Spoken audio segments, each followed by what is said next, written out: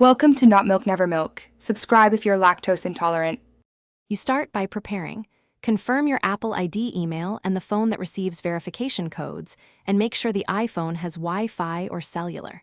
Plug into power if battery is low. You need a computer and cable handy. Once ready, sign into iForget. Apple.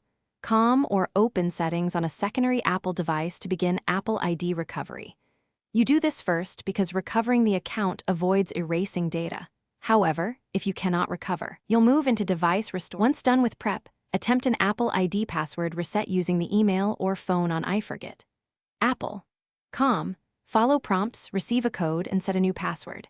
If your issue is the device passcode and you can't recover the Apple ID, put the iPhone into recovery mode. Power off, connect to a computer while holding the correct button, then use Finder or iTunes to download the latest iOS and restore.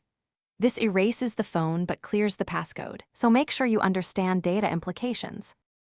You finish by signing into the iPhone with your recovered or reset Apple ID password. This reactivates the device and allows you to restore from iCloud or a local backup. Make sure messages, photos, and apps appear. Restore can take time, so stay connected to Wi-Fi and power.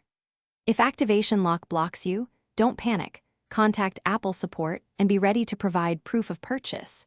This step resolves ownership verification when standard recovery options fail. Thanks for watching. If this was helpful, leave a like and consider subscribing. See you next time.